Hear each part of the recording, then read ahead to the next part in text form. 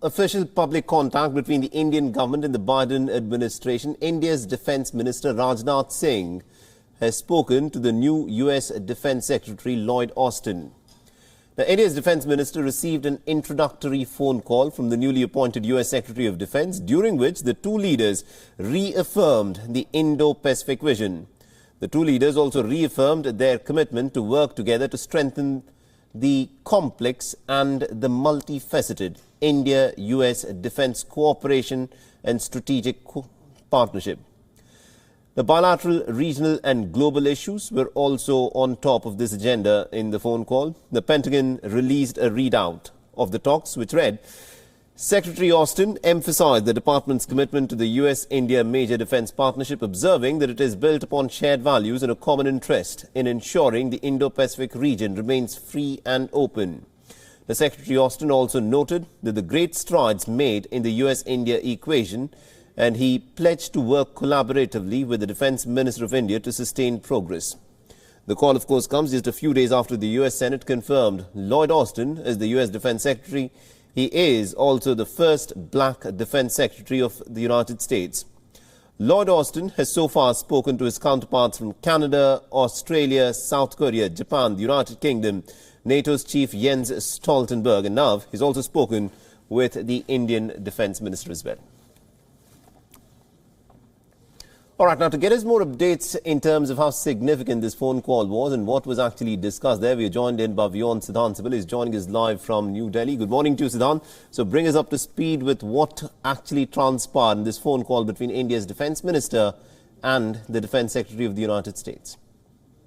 Well, Mohammed, two things stand out during the phone conversation. First, of course, this is a reach out by the Biden administration. There were two phone calls. First, of course, by the Defence Secretary, the new Defence Secretary, and also the NSA of United States. He has spoken to the Indian counterpart, NSA Doval. So a significant outreach by the Biden administration just a week after Biden took oath.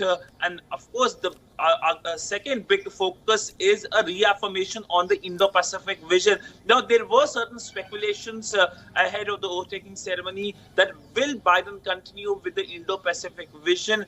Will there be a setback, or will there be a continuation of the policy? A policy primarily instituted by the former President of the United States, Donald Trump, and of course, the Indian government, because New Delhi and Washington are two main backers of this vision, and now more and more countries are joining it, whether it's from Asia, whether it's from Western Europe. So largely a continuation of the Trump administration policy. And this is a significant development for New Delhi, because we know that there were certain kind of fears as well. Because remember, in one of his speeches, Biden had mentioned Asia Pacific, which of course raised concerns that will Biden administration abandon the concept or the vision of Indo-Pacific. But nonetheless, if we talk about the key focus areas when it comes to the conversations between the Defence Secretary and the Indian Defence Minister, there were issues which, of course, both sides are focusing on.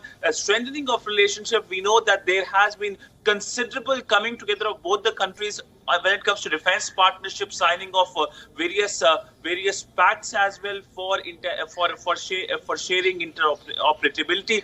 And of course, another significant part is that the US Defence Secretary has spoken to now all of his Quad counterpart. He has spoken to the Australian counterpart and the Japanese counterpart, which is, of course, another significant point. And if you look at the readouts coming from the Pentagon when it comes to conversations with the Australian, with the Japanese, and of course with the Indians as well, all the three readouts mention Indo-Pacific. So this is a concept here to stay. We know that China is very suspicious of this concept. It sees the concept of the vision trying to encircle it, but of course the Indian side has a number of times publicly has said that it is an inclusive concept. Everyone is invited to join, and there is a jointness when it comes to the Indian Ocean and the Pacific Ocean. That in fact means that the Indian side has the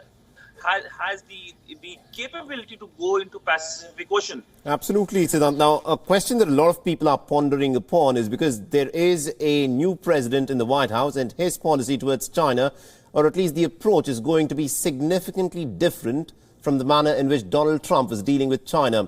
Now, with that being said, Quad was something that had gained a lot of prominence during the Trump administration. Will the Biden administration back Quad in the same manner that Donald Trump did?